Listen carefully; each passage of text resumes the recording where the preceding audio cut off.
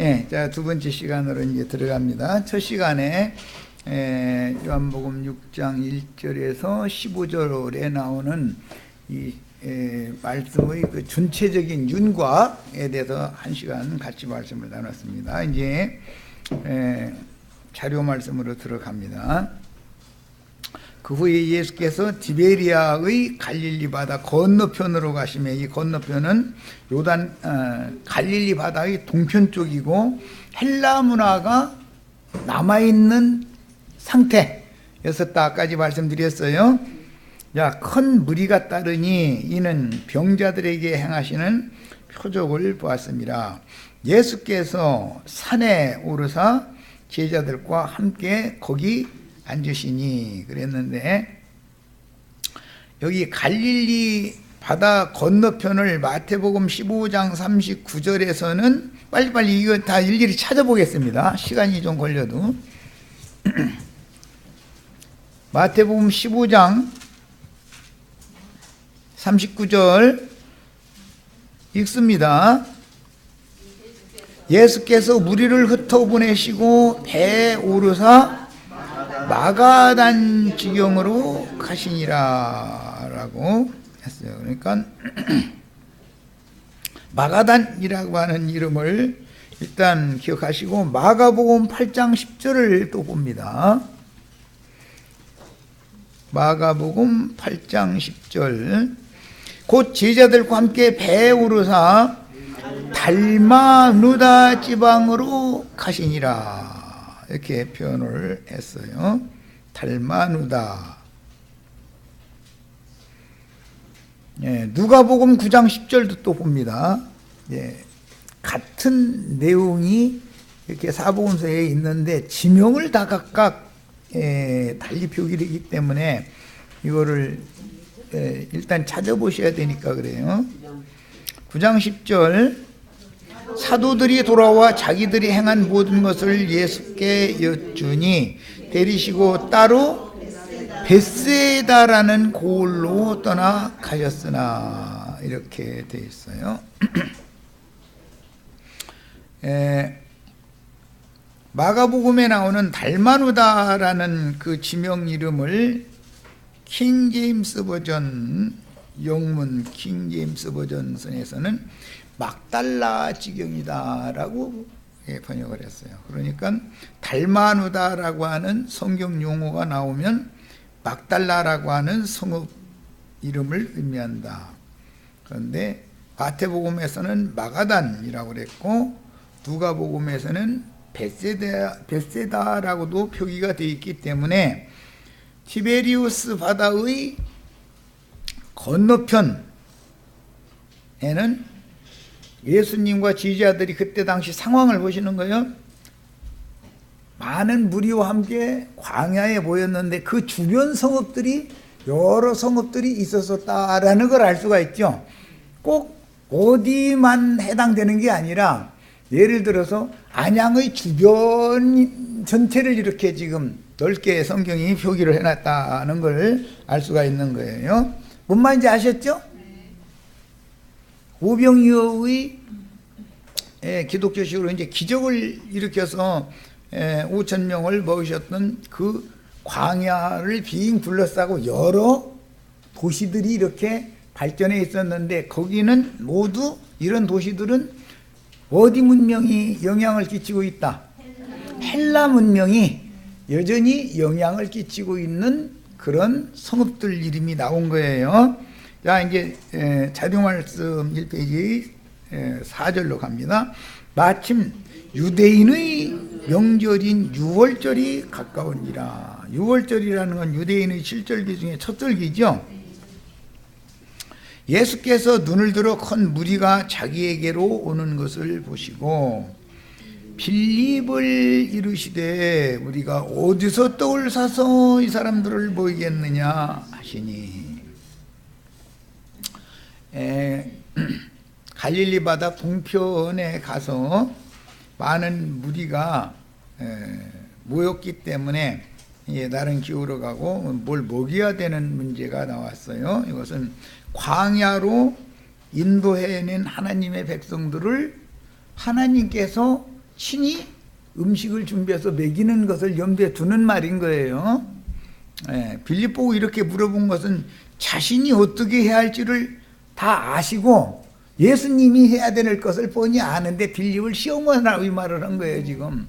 예, 자기 예수님의 제자들이 우선 바꿔지지 않으면, 즉 정신세계가 바꿔지지 않으면, 여기 많은 무리가, 표적을 보고 따랐던 무리가 예수님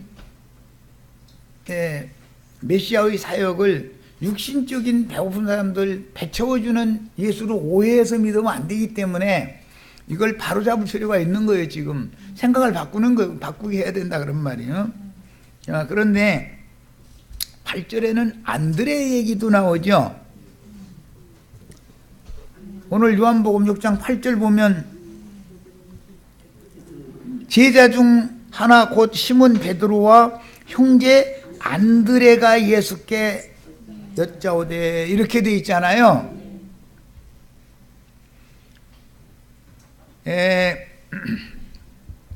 빌립과 안드레는 베드로 형제니까 베드로와 안드레의 고향, 빌립의 고향이 어디죠? 벳세다죠. 네, 지난번 요한복음 1장 44절에 나온 얘기죠. 요한복음 1장 44절을 빨리 읽고 다시 돌아옵니다.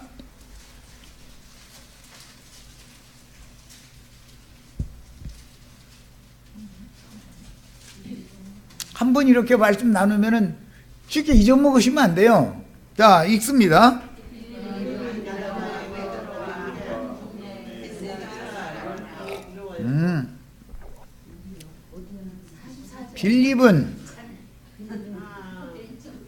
빌립은 요한복음 1장 44절에 의하면 어디 사람이었다고요?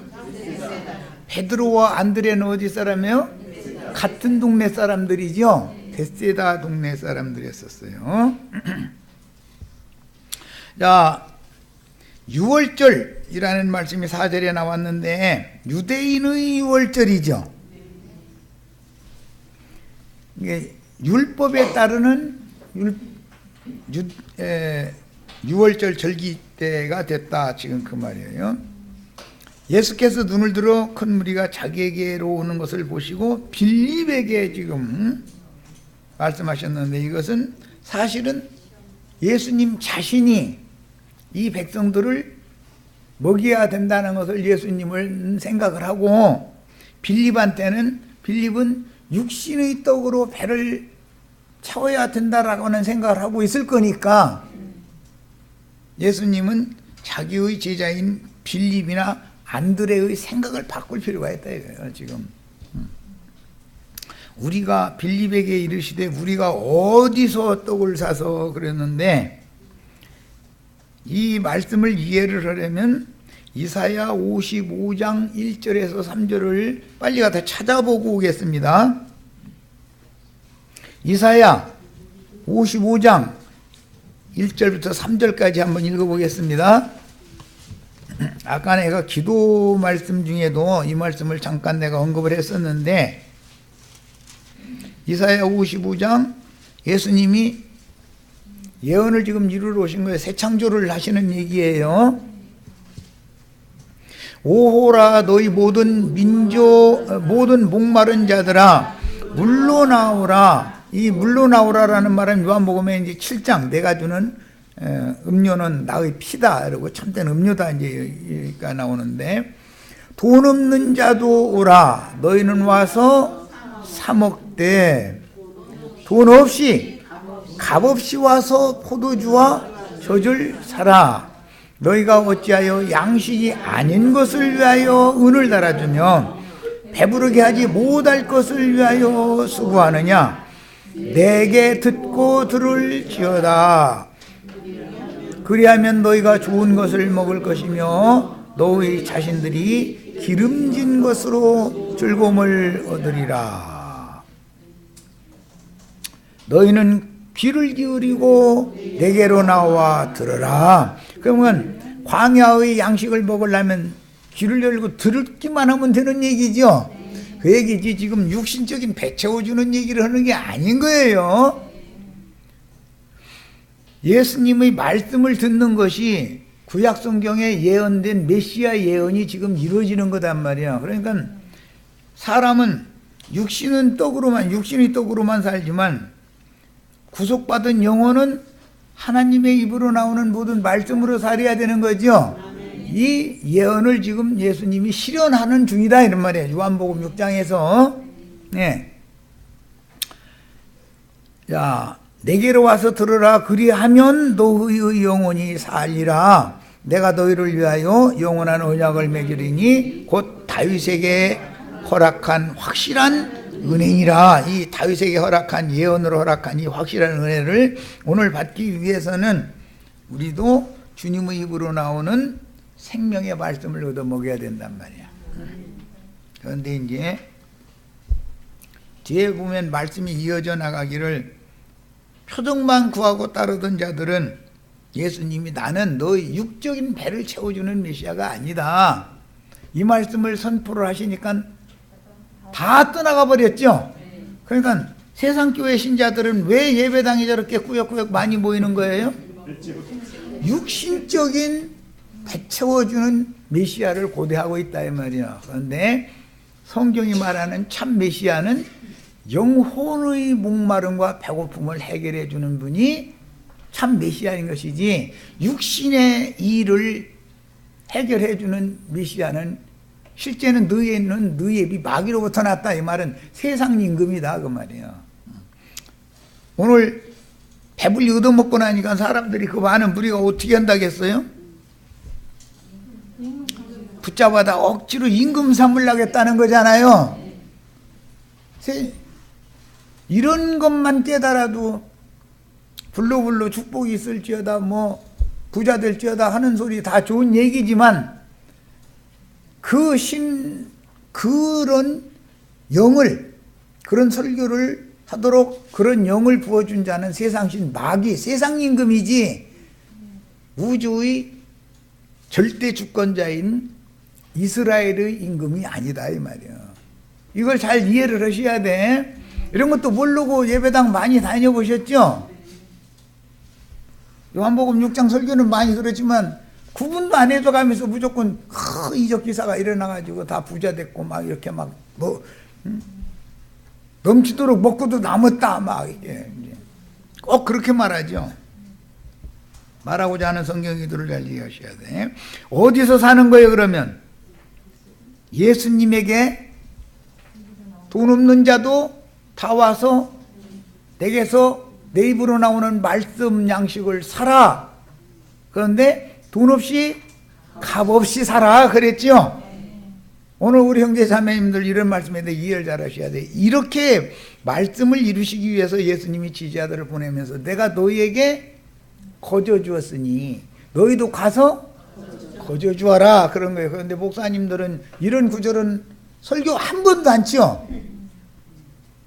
목사는 당연히 신자들한테 헌금 받아 먹고 살아야 된다 이렇게 설교를 하지. 그러니까 성경을 이 말씀을 잘 믿는다 그러지만 사실은 반대 짓을 하고 있는 거지요. 사도들이 가서 헌금 받고 말씀 전하면 돼요 안 돼요? 원래 미천을 값없이 그냥 받았는데 그 미천 가지고 장사만 잘하면 된다는 건데 모질하면 내가 미천 더 내줄게. 지금 예수님은 그 얘기를 하는 중인데 기독교계에서는 돈 귀신이 다 붙어가지고 다 엉뚱하게 성경을 해석하고 있다 이런 말이에요. 이런 걸 잘 아셔야 돼. 기본적으로는 우리가 어디서 떡을 사서 이 사람들을 먹이겠느냐. 이것은 예수님은 이렇게 말씀하시면 친히 자신이 내가 예수님이 어떻게 할지를 아시고 빌립을 지금 시험하느라고 빌립에게 이 말씀하신 것이다 이 말이에요. 그러니까 예수님이 광야에 모인 이 무리에게 값없이 돈 없이 와서 나의 입으로 나오는 모든 말씀을 귀를 기울이고 들으면 너희는 다시는 배고픔이나 목마름이 없을 수가 있다, 살아날 수가 있다. 지금 이 얘기를 하고자 한다 그 말이야. 아시겠죠? 이 문제에 대해서 이해가 없던 사람들은 떡 먹고 배부른 까닭에 예수를 쫓아다니는 사람들은 다 떠나간다, 안 떠나가고 끝까지 따른다. 이게 말하고자 하는 핵심 요소다 이 말이에요. 말하고자 하는 핵심 요소는. 자, 이제 4절부터 이제 그 해석해 놓은 걸 봅니다. 유대인의 명절인 유월절에는 불에 구운 양고기와 그 다음에 그 양의 피, 양이 쏟은 피를 문 임방과 문 설주에 뿌리고 그 안에서 먹어야죠. 삶아 먹으면 돼야 안 돼요? 불에 반드시 구워 먹어야 되는 거, 불고기에서 먹어야 되는 거예요. 그리고 6월절이라 하는 무교절 7일 동안은 유교병을 먹어요? 무교병을 먹어요? 누룩을 집 주위 사방에 있게 하면 안 되는 거예요. 말하고자 하는 의도 충분히 아시겠죠? 사람의 생각이 곁들여진 변질된 말씀을 가르침 받으면 안 된단 말이에요. 절대로. 6월절 양고기와 6월절을 먹는 집문의 인방과 설주에 뿌린 제물이 흘린 피는 인자 예수의 살과 피로 실현이 되며 6월절이라 하는 무교절에 먹어야 하는 무교병은 하나님의 백성들을 위하여 하늘에서 내려주시는 영생하게 하는 신령한 떡과 신령한 음료를 상징하는 것입니다. 7장에는 음료 얘기가 나오고 6장에는 떡 얘기가 지금 나오는 거예요. 요한복음. 자, 그런데 바구니나 광주리에 차고 넘치도록 거두는 얘기는 이스라엘의 절기제 때는 수백만이 모이기 때문에 왕이나 대사제는 떡광주리를 7광주리, 12광주리를 반드시 소재제물을 내놔야 된다 이거예요. 그거를 수백만 명이 절기잔치가 끝날 때까지 양고기 먹어야 되고 무교병떡을 먹어야 된다 이 말이에요. 그럼 다 먹여 살려야죠. 성전에 온 사람들을. 그런데 그건 하나의 모형이고 실제는 예수를 믿는 사람들은 예수님이 친히 먹을 것 마실 것을 공급해 주신다 그 말인데 이것은 육신적인 음식을 말하는 게 아니다 이런 말이에요. 영혼을 살게 하는 말씀이다 하는 말이에요. 이해하셨죠?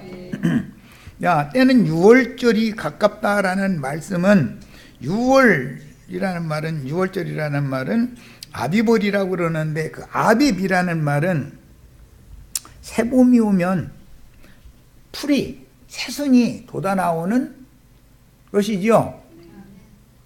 그래서 마른 고목이 되었던 나무에서 새 가지에서 새순이 나는 절기가 6월절이에요. 예수님이 지금 오늘 요한복음 6장에서 주시는 말씀은 한 시대가 고목이 되어져서 다 죽어있는 상태에서 그루터기에서 새 가지가 나오고 새순이 나오는 때에 예수님이 지금 이 말씀하시는 중이다 그런 말이에요. 그래서 여기서는 잔디 위에 앉혀놓고서 말씀 매기는 얘기를 하는 거예요. 왜냐하면 새순들이 막 올라오는 그때 이 말씀이 주어졌기 때문에 하는 말이에요. 6월절에. 자, 그러니까 이스라엘의 그 제사법이나 전리법이나 이스라엘의 문화 이런 것들을 다 알고 신약성경을 해석해야지 이런 거에 대해서 무지한 사람이 이 성경을 해석을 하면은 육신이 배채워주는 메시아로 오해시킨다 이게 사람들을 다. 기독교계의 90% 이상이 다 육신적인 배채워주는 예수 선전하고 있죠. 그런데 그게 아니다 이거 지금 말하고자 하는 의도는. 이해하셨죠? 네. 자, 6절 이렇게 말씀하시면 친히 어떻게 하실지를 아신다. 친히 어떻게 하시는 거예요? 이사야 55장 1절로 3절 지금 읽었는데 예언을 이루어야 된다. 그게 메시아의 세일이죠. 예. 그걸 아시고 빌립을 시험하고자 이렇게 말한 거예요. 그런데 빌립이 대답하되 각 사람은 조금씩만 받게 할지라도 200데나리온어치의 떡이 부족합니다. 그랬다는 거예요. 그러니까 200데나리온이나 되는 많은 돈으로 음식을 만약에 사온다고 해도 이 백성들은 조금씩밖에 나눠줄 것이 없습니다. 지금 그 말인데, 예수님의 입으로 나오는 축사하신 말씀을 먹으면 모인 무리만이 아니라 배불리 먹고도 12바구니가 남지요. 이 말이 무슨 뜻인지 이제 아시겠죠? 구속하여서 광야교회로 데리고 나온 백성들의 길량식을 주실 때 각자가 배불리 먹고도 남을 만큼 풍성하게 주신다, 그 말인 것이지, 육신적인 떡을 배불리 먹고 남겨주시는 얘기가 아니다 이 말이에요. 세상 축복받는 얘기가 아니에요 이것은. 예. 제자 중의 하나인 시몬 베드로의 형제인 안드레가, 이 세 사람 다 빌립, 베드로, 안드레는 고향이 어디였었다고요? 벳세다 사람이었어요. 예수께 여짜오되 여기 한 아이가 있어. 어른이 아니고 이 아이는 계수에 들어가지 않는 사람이에요. 여자나 아이는 계수에 넣지 않기 때문에 20세 이상 50세까지 남자만 계수하는 거예요. 보리떡 5개. 떡이 여기에는 무슨 떡이라고 표기가 되어 있어요? 보리떡이에요. 밀가루 떡이 아니에요.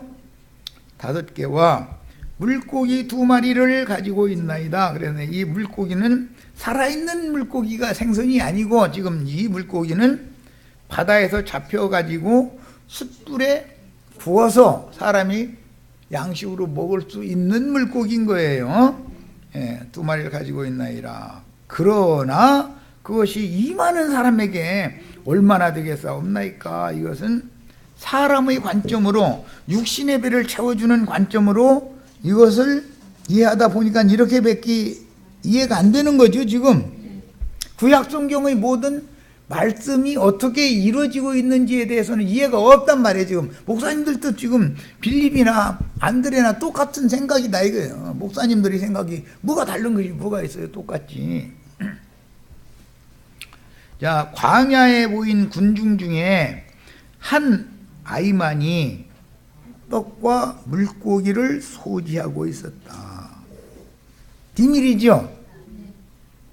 어린아이와 여자들과 남자 5,000명 다 합치면은 적어도 최소한 15,000, 2만은 됐을 거 아니에요. 그런데 그 무리 중에 자세히 가서 알아봤더니 한 어린 아이만이 그나마나 보리떡 5개, 물고기 2마리를 가지고 있더라는 거예요. 자, 이런 성경은 주님의 가르침들을, 그동안의 가르침, 표적행하면서 가르친 거, 모든 가르침들을 너무 단순하고 순수하게 받아들인 어린아이 신자의 영적 지식을 의미하는 것이다. 비유다 그런 말이에요. 모세의 제자를 자처하는 사람들의 율법 지식이 아니고 예수 그리스도의 새 말씀을 너무 단순하고 순수한 영으로 받아들인 사람이 하나가 있더라 이거예요. 그 많은 무리 중에 딱 하나만 예수님의 지금까지 가르침에 대해서 순수하게 받아들인 어린아이가 하나가 있었다는 말이에요. 자, 그런데 만약에 문자적이라면 그거 내놓으라고 뺏으려고 하면 이 어린아이가 순순히 내놓겠어요? 안 내놓겠어요? 그런데 자원해서 내놓는 거예요. 자원해서. 오늘 우리 형제 자매님들도 이제 이 어린아이처럼 집회 끝나고 나면은 다 내놓으셔야 돼. 본인이 가지고 있는 거. 그 말은 예수님은 그 아이의 순수하고 단순한 영적 이해를 축사하시고 자세하게 풀어서 설명하실 기회를 잡았으므로 어린아이가 내놓은 떡과 물고기로 여자와 어린아이들을 제외하고 남자만 5,000명을 배불리 먹이고도 12바구니를 남길 수가 있었으니 이것이 정상적인 교회의 모임, 교회 집회에 대한 표상이 되는 것이다. 그럼 이게 무슨 말이냐? 지난번에 이렇게 말씀을 주셨는데 아직 나는 명확하고 확실한 깨달음이 부족하지만 질문 좀 드리겠습니다 하고 물어봤다 이거예요. 따지려고 물어본 게 아니고 무슨 비방거리를 잡으려고 한 게 아니고 너무 단순하고 순수하게 자기 있는 그대로의 자기가 이해한 수준의 것을 내놓는다 이거예요. 주님 앞에. 그러면 예수님은 그 아이의 순수하고 단순한 영적 이해를 축사하신다라는 말은 교회로 모일 때 가르치는 말씀 후에는 당연히 자유롭게 질문도 하고 답변을 듣고 또 추가 질문도 하고 자세한 설명을 들어서 가르치는 이때 당시는 예수님이 이제 목자니까 장로 형제의 목자의 증거들을 모임에 참여한 지체들은 누구나 충분히 강론 내용을 이해하고 자신의 생명 양식으로 취할 수 있는 그런 집회를 해야 된다라는 것에 대한 표상이다 그런 거죠. 일방적으로 설교하고 끝내면 안 되죠.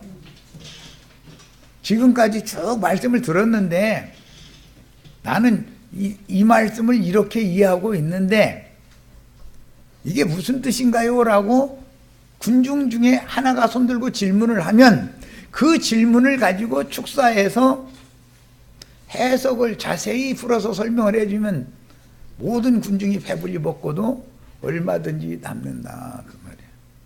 우리 형제 자매님들 이제 질문 많이 하셔야 돼. 질문 많이 하셔야 돼.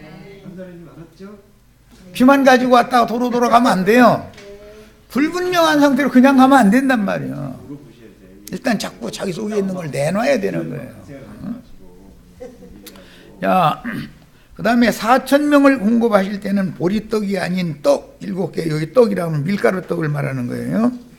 고리라고 하는 것은 이른 추수고 밀 추수라는 것은 늦은 추수예요. 그래서 이른 비와 늦은 비라는 말이 거기 나오는 거예요. 이스라엘은 추수 때 비가 내리기 때문에 물고기 2마리로 떡 7개와 물고기 2마리로 축사하여 공급하셨습니다. 이것은 4,000명을 먹이고 7광줄이 남긴 것은 신약 교회 시대를 염두에 두는 말이에요. 이방인의 구원을 염두에 두는 말이에요. 5,000명을 먹고 12광줄이 남긴 이야기라는 것은 이스라엘 12지파의 구원을 위한 길냥식인 거예요. 자, 이제 10절로 갑니다. 예수께서 이르시되 이 사람들로 함께 하라 하시니 그곳에 잔디가 많은지라 사람들이 앉았다. 어디에 앉았어요? 잔디 위에 앉았죠? 아까 마가복음 8장 읽었는데 4,000명 먹일 때는 땅바닥에 앉혔죠?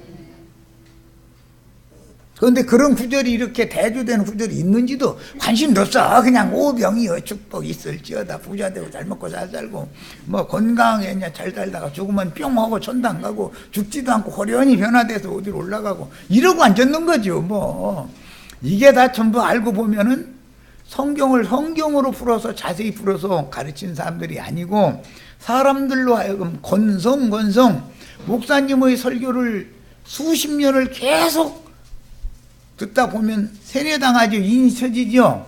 다른 말씀 들으려고 해요? 안 들으려고 해요? 입맞으면 이제는 자기 예수께나 믿고 성경줄이나 읽었다고 생각해요? 아니 나는 아직도 무식해서 아는 것이 없다 이렇게 생각해요? 우리가 어떤 상태에서 여기까지 오게 됐는지 이해가 되시죠? 잔디에 앉힌 것은 유월절이 가까운지라라는 말씀과 관계가 되는 거예요. 유월절 아비벌에는 새순이 나오는 때다 이거예요. 봄이지 우리나라로 말하자면. 예. 그런데 수가 5,000명쯤 되더라 그랬어요. 이 이스라엘의 개수는 어린아이와 여자는 개수에 넣지 않아요. 남자만 5,000명이에요. 예수께서 떡을 가지고 축사하신 후에 앉아있는 자들에게 어디 앉아있다고요? 네, 잔디 위에 앉아 있어요. 파릇파릇 나온 잔디 위에 앉아 있는 거예요. 앉아있는 자들에게 직접 나눠준 게 아니라 다른 말씀에 의하면 12제자들에게 주신 것을 제자들이 가서 나눠주는 거 실제로는 나눠주시고 물고기도 그렇게 그들이 원대로 주시니라. 그래서 잔디에 앉히고 공급하신 말씀과 땅에 앉히고 공급하신 그 말씀의 내용을 비교를 하고요. 자료에 다 해드렸으니까 꼭 이거 다 집에 가시면 찾아보셔야 돼. 확인을 다 하셔야 돼. 오늘 이제 이거 다 찾으면 시간이 넘어가니까 오늘 자료를 못 하니까. 자, 그들이 배부른 후에 예수께서 제자들에게 이르시되 남은 조각을 거두고 버리는 것이 없게 하라 하시므로 이에 거두니 보리떡 5개로 먹고 남은 조각이 12바구니에 찼더라 그랬어요. 보리떡 5이라는 숫자가 나오면 모두 이스라엘 12지파에 관한 말씀이에요. 4이라는 말씀이 나오면 이방인을 지목하는 말이에요. 5은 충만수의 절반수예요. 그 다음에 4이라는 수는 온 땅 사방, 네, 그런 뜻이에요. 보리떡 5개로 5과 남은 떡 12바구니와 밀가루떡 7과 그 다음에 7광주리를 비교해가면서 읽어야 된다. 보리추수는 초실절 추수이고 천열매 추수이고 밀추수는 초막절 오순절 추수를 말하는 것이다. 초막절은 오순절이죠. 2번 광야에서 식탁을 베푸신 말씀을 자세하게 그러니까 대조해가면서 하나님의 경륜을 깨달을 필요가 있습니다. 14절 그 사람들이 예수께서 행하신 이 표적을 보고, 이 표적은 어린아이의 보리떡 5개와 물고기 2마리를 가지고 축사하신 후에 제자들에게 주셔가지고 제자들을 통해서 50명씩 100명씩 잔디 위에 앉아있는 모든 무리에게 나눠준 것을 표적으로 행하신 건데 그 표적을 보고 그 말이야. 자, 12제자들이 잔디 위에 50명 100명씩을 앉혔다라는 것은 각 지역 교회들이 제자들을 통해서 세워질 것을 예언하는 말이다 말이야. 염두에 두는 말이에요. 그런데 우리는 아직도 50명도 안 채워졌으니 뭐 아니 최소한에서 50명은 채워주세요 이렇게 했어요. 50명씩 100명씩이라는 것은 5라는 숫자는 만수 열에 대한 절반수다. 그러니까 50명씩 100명씩 할 때는 100명은 충만한 수를 대표하는 수이고 50명이라는 건 절반만 찬 수지. 절반만 찬 수예요.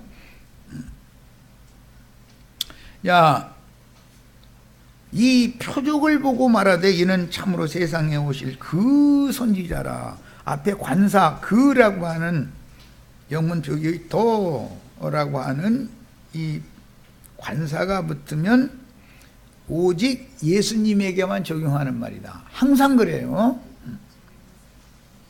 많은 선지자들이 있지만 그 선지자는 예수님 한 분밖에 없죠. 이런 구절 하나만 정확하게 알아도 이만희 장길자 이런 무리한테 미혹당할 필요가 있어요, 없어요?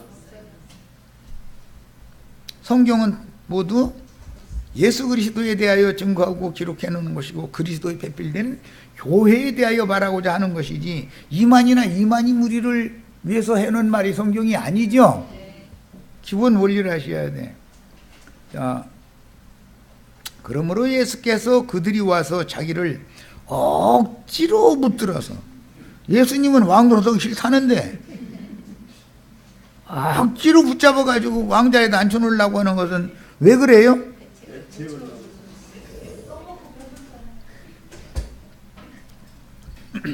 아따, 이분만 모시고 가면 이제는 배고를 일은 없겠다, 보릿고개는 없겠구나, 이 생각이 팽배하다 그 말이에요. 그런데 예수님은 육신에 배 채워주러 오신 메시아가 아니죠. 예수를 잘못 알고 있는 거예요 지금. 이 생각을 바꿔놔야 된다 이거, 예수님 입장에서는. 자, 그런데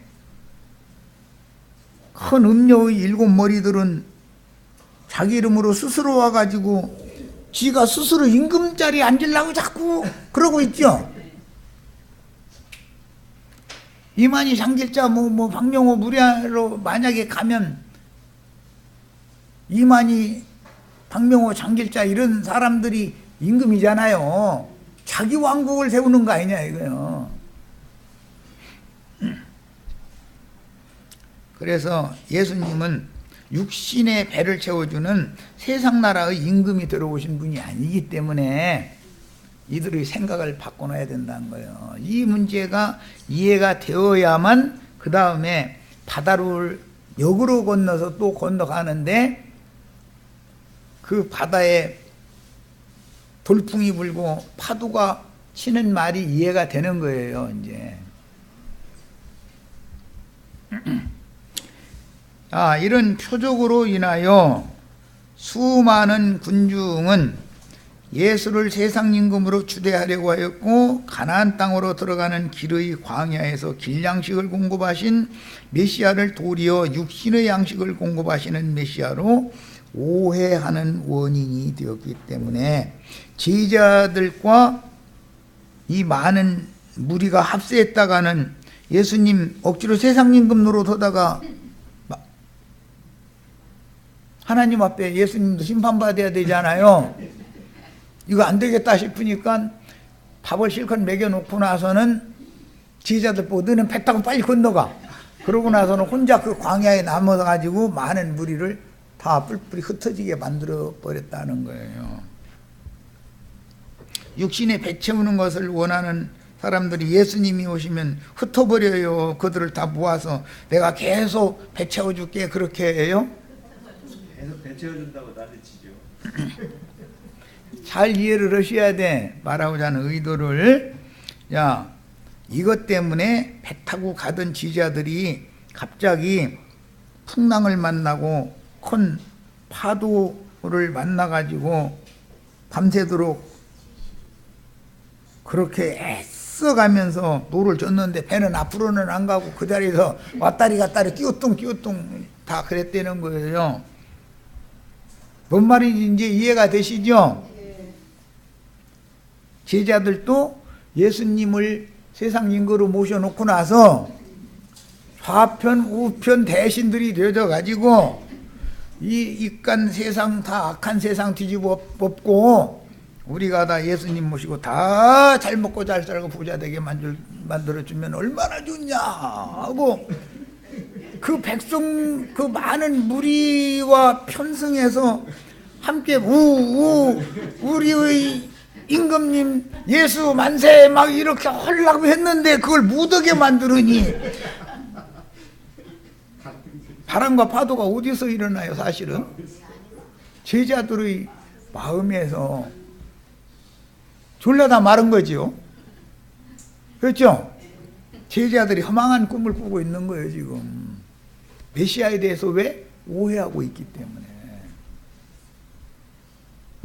그대로 놔두면은 이 제자들이 조화무교 목사님 뭐 기독교계 유명한 목사님처럼 축복이 있을지어다 막 해가면서 이렇게 해서 한 자리씩 다 50명 100명씩 다 꿰차고 앉아가지고 그날 인에게 생겼죠. 말하고자 하는 의도를 이해하시겠어요? 그래서 이 말씀에 이어서 제자들을 갈릴리 서편으로 다시 빨리 너희 건너가. 그러고 나서 예수님 혼자 남아가지고 광야에서 자기를 억지로 잡아 임금 삼으려고 하는 사람들을 다 흩어보내고 있는 얘기로 이어지는 거예요. 말씀의 흐름을 잘 이해하셔야 돼. 네. 자, 시편 78편 12절로 22절을 인용을 해드렸는데 읽겠습니다. 옛적에 임금이 하나님이 애굽 땅 소안들에서 기이한 일을 그들의 조상들의 목전에서 행하셨으되 그가 바다를 갈라 물을 무더기같이 서게 하시고 그들을 지나가게 하셨으며 이것은 모세의 인도를 따라서 난 백성들이 홍해바다를 건너 나오는 것을 염두에 두고 노래한 찬양시지요. 예수님은 이런 이적을 행하러 오신 메시아지. 그러려면 어떻게 해야 돼요?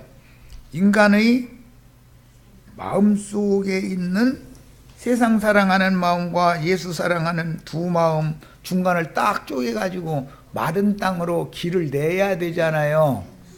바다를 건너서 동편으로 갔다가 다시 역으로 건너서 서편으로 다시 돌아오는 이야기는 열왕기하 2장에서 엘리야의 말씀, 엘리야와 엘리사가 요단강 건너갔다가 엘리야는 승천하고 엘리사만 다시 돌아왔죠.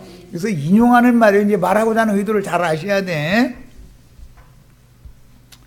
광야에서 반석을 쪼개시고 매우 깊은 곳에서 나오는 물처럼 흡족하게 마시게 하셨으며, 이 반석을 쪼개는 건 모세가 지팡이로 반석을 쳤죠. 반석은 예수를 말하는 거예요. 예수를 모세의 지팡이로 쳤다는 것은 모세의 율법 권세를 가지고 예수를 쳤다. 이 말의 실제 시련은 예루살렘 대제사장 무리, 사제 무리들이 예수를 자신들의 율법으로 정죄했다 그 말이에요. 그래서 그 정죄를 받고 십자가에 올라가서 죽으실 때 피와 물이 다 나왔죠. 그 물을 먹고 그 피를 마셔야 영원히 목마르지 않을 수 있다 그 말이에요. 그게 유월절 양잡은 피 뿌리는 예예요 이것이.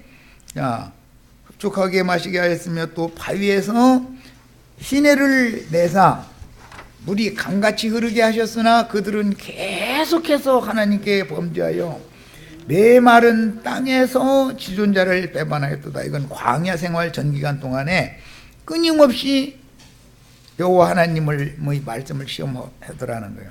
그들이 그들의 탐욕대로 음식을 구하여 그들의 심중에 하나님을 시험하였으며, 그뿐 아니라 하나님을 대적하여 말하기를 하나님이 광야에서 식탁을 베푸실 수 있으랴. 광야의 식탁,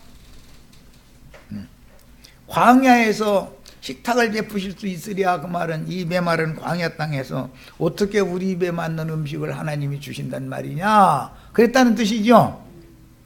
그런데 지금 예수님은 광야에 식탁을 베풀고 얼마든지 배고픈 사람 다 먹을 수 있도록 넉넉히 먹고도 12광줄이 남게 하셨죠. 그러니까 하나님은 광야에서 식탁 베푸실 수 있어요 없어요? 이 말이에요. 지금 보라, 그가 반석을 쳐서 물을 내시니 시내가 넘쳤으나 그가 등이 떡도 주시며 자기 백성을 위하여 고기도 예비하시랴. 물만 주는 게 아니라 떡도 주실 수 있고 고기도 주실 수 있죠. 민수기 11장에 보면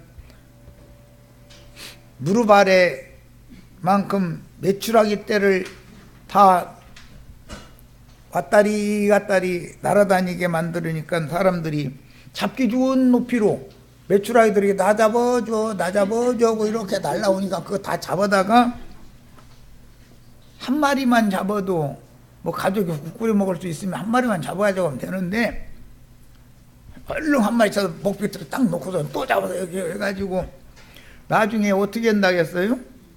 포 떠서 말리더라는 거예요. 그렇게 돼 있죠?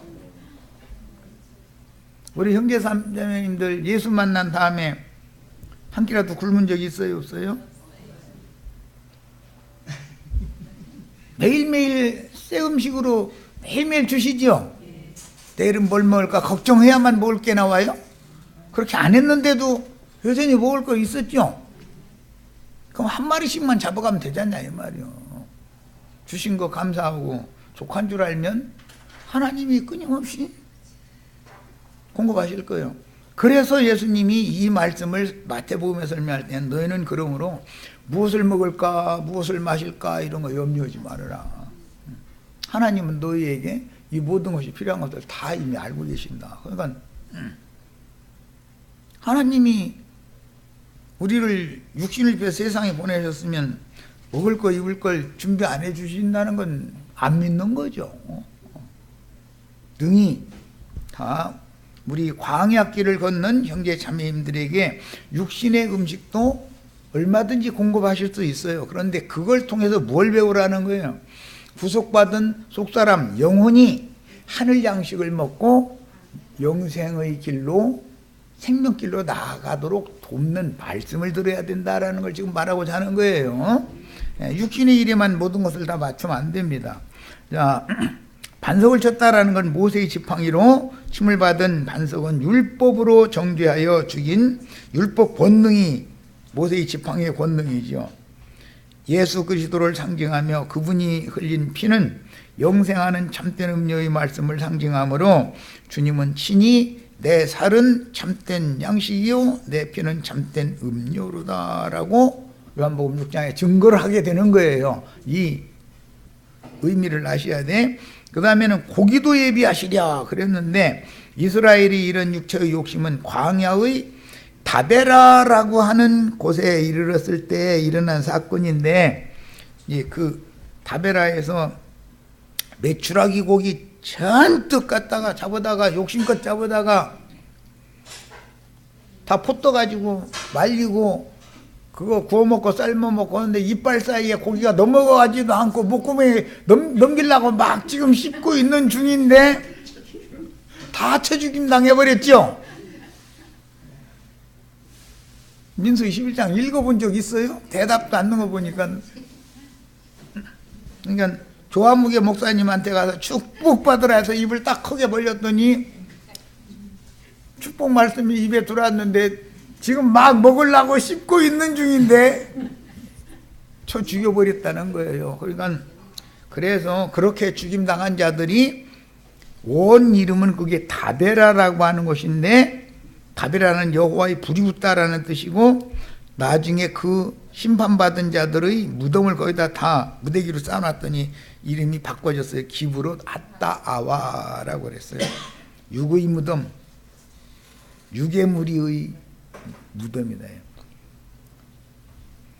세상교회 큰 예배당이 그게 이제 뭔 장소인지 아시겠죠? 욕심 크게 내가지고 네 입을 크게 열라 그리하면 내가 채우리라 이제 이래가지고 입 열었더니 메추라기 고기가 쏙쏙 들어왔는데 그거 씹는 중에 다 죽어버려. 넘기지도 못하고. 이 말은 무슨 말이에요?